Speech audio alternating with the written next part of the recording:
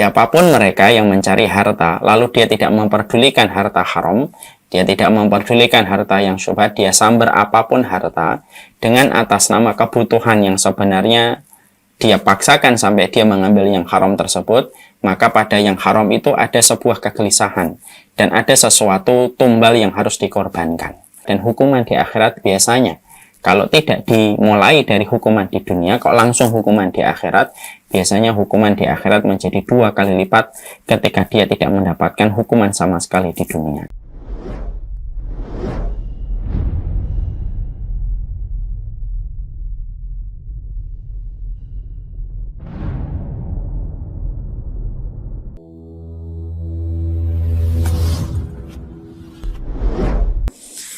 Alhamdulillah, kita akan melanjutkan bagaimana karakteristik seorang muslim menjadi hebat.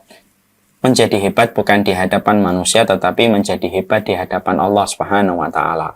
Karena sesungguhnya tujuan diciptakannya kita adalah bagaimana kita mendekatkan posisi kita dengan Allah dengan kita beribadah. Itulah why-nya. Kenapa kita diciptakan oleh Allah, dihadirkan oleh Allah, dan Allah menyediakan apapun yang kita butuhkan pada kehidupan adalah bagaimana kita beribadah kepadanya, mencari posisi di hadapannya, mendapatkan keridhaannya, dan bagaimana kita menjadi hebat di hadapan Allah. Bukan di hadapan makhluk, karena menjadi hebat di hadapan makhluk identik dengan kesombongan.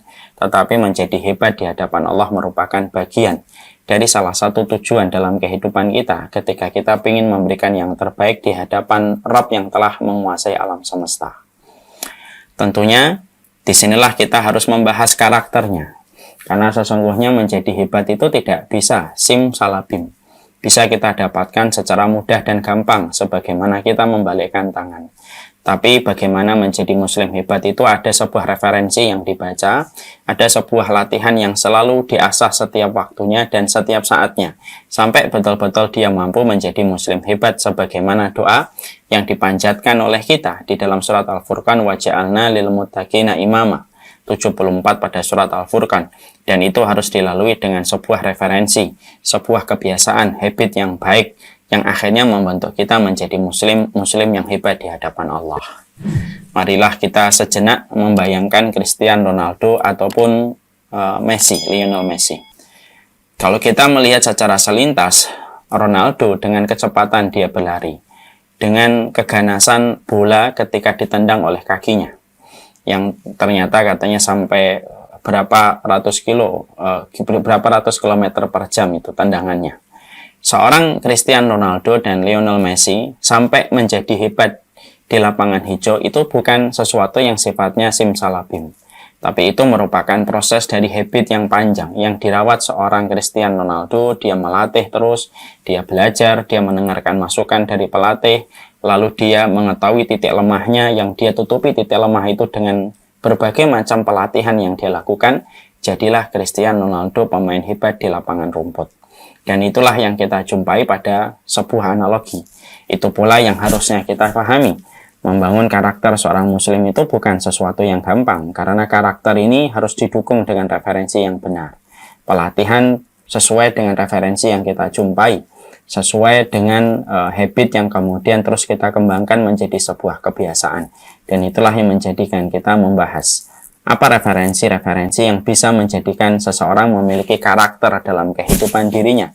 Karakter itulah yang menjadikan dia menjadi muslim hebat di hadapan Allah Subhanahu wa Ta'ala. Kemarin kita telah membahas pada pertemuan yang terakhir bagaimana menjadi muslim hebat, di mana kita selalu memperhatikan pekerjaan kita, dan pekerjaan kita tidak boleh menjadi alasan bagi kita untuk terus memperbaiki kualitas kita. Dan kita juga mempelajari pada pertemuan yang terakhir, kualitas seseorang di dalam kehebatan dirinya di hadapan Allah sangat tergantung bagaimana prosesnya dia ketika menyapih harta yang haram dari pendapatan yang halal yang dia peroleh.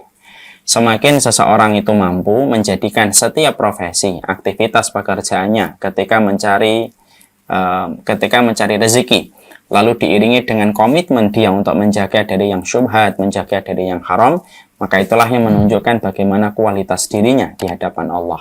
Karena kehebatan seorang muslim tidak akan pernah diperoleh sampai dia memiliki komitmen yang kuat ketika mampu meninggalkan yang haram. Makanya jujur ya, Saya tidak pernah terlalu kagum sama seseorang yang sukses di dalam bisnisnya. Ketika bisnis itu masih bersentuhan dengan banyak yang haram, berarti dia masih kalah dengan sistem yang haram dan dia belum memiliki idealisme untuk meninggalkan yang haram.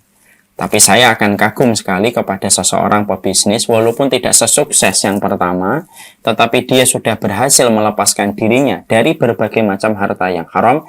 Justru itulah yang luar biasa walaupun pencapaiannya secara digit dan kuantitas mungkin tidak terlalu banyak sebagaimana yang pertama. Kenapa?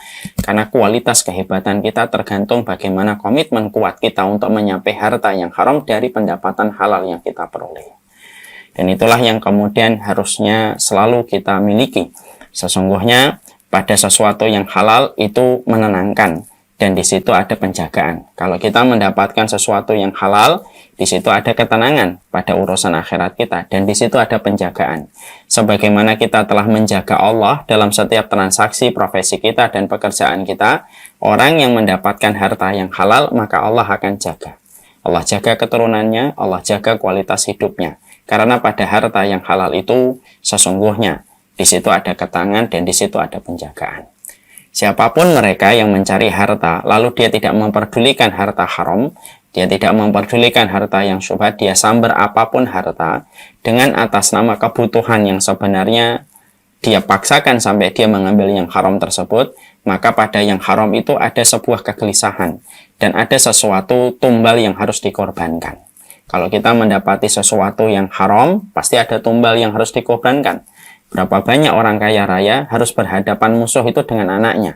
Ketika anaknya dibanjiri dengan harta, tapi tercampur dengan yang haram, anaknya justru menjadi orang yang paling memusuhi bapaknya. Padahal bapaknya membanjiri dengan dia uang, tetapi uang itu ada banyak yang haram. Itu tumbal.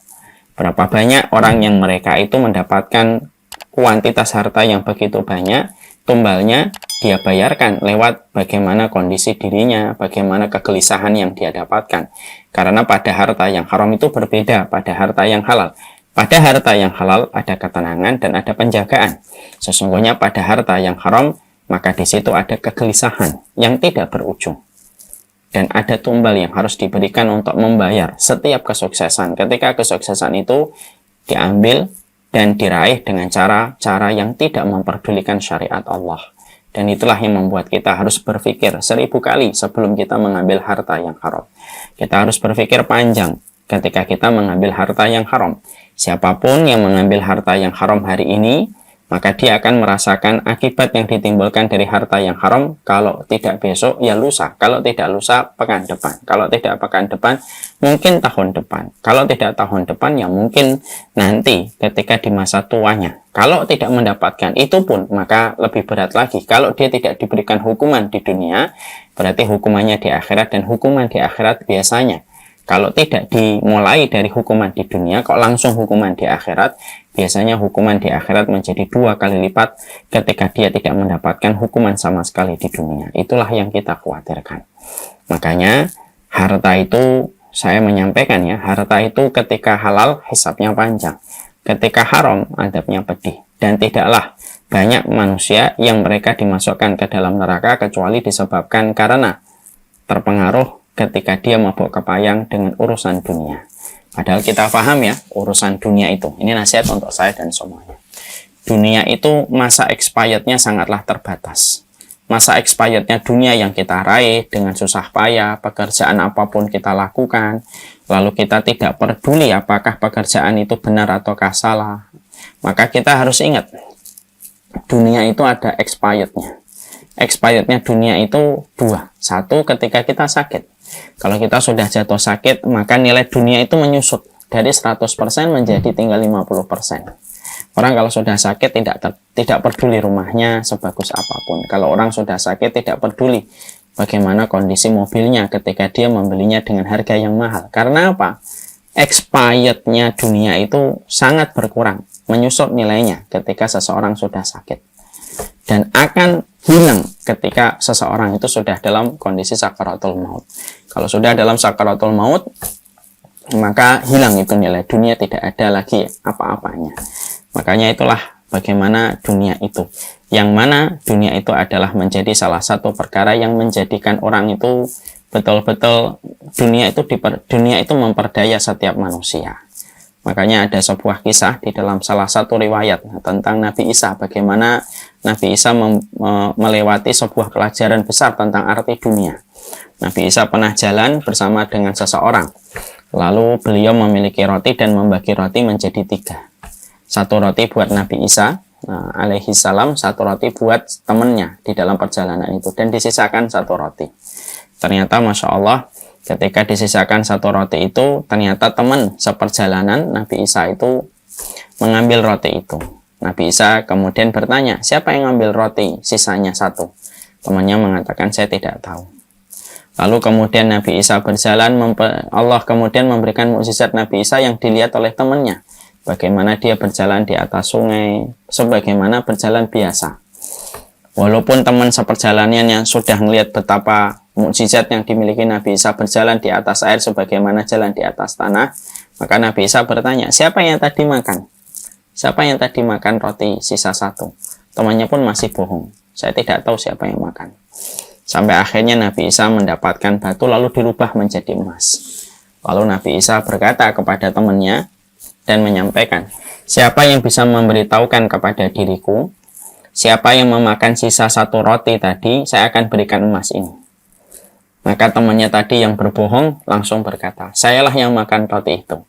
Dan dia akhirnya jujur, hanya untuk mendapatkan emas yang ditawarkan oleh Nabi Isa. Karena Nabi Isa tahu bahwasanya dia telah makan roti yang seharusnya bukan miliknya, maka akhirnya terjadilah perpisahan antara Nabi Isa dengan orang itu. Orang itu mendapatkan apa yang dijanjikan Nabi Isa alaihi salam. Dia mendapatkan emas yang banyak. Setelah itu kemudian dalam perjalanan Nabi Isa meninggalkan orang itu. Orang itu saking senangnya dia berdiam di hutan itu ketika mendapatkan banyak emas. Tanpa dinyana oleh dirinya, didatangi oleh 3 perampok, dan 3 perampok ini kaget mendapati seseorang di tempat yang sepi membawa emas yang banyak. Singkat ceritanya dibunuh orang tersebut, lalu 3 orang ini memiliki emas. Nah, ketika mereka sudah memiliki emas, maka mereka dalam kondisi lapar. Mereka bersepakat, salah satu di antara mereka membeli makanan di luar hutan. Maka yang satu diutus, yang 2 menjaga emas. Yang 2 ini langsung mereka bersekongkol dan mereka berkhianat. Nanti kalau teman kita datang membawa makanan, kita bunuh saja, supaya emas ini kita bagi 2 orang saja dan tidak perlu dibagi 3 orang. Temannya kemudian menyetujui. Nah, tidak terlalu lama setelah persekongkolan ini dibuat, datanglah teman yang membawa nasi, membawa makanan yang akan dimakan bersama. Dan mereka kemudian langsung membunuh teman yang baru datang itu, dibunuh temannya. Lalu setelah dibunuh mereka senang, kemudian mereka sepakat membagi emas itu menjadi 2. Mayat di situ sudah ada 2 mayat.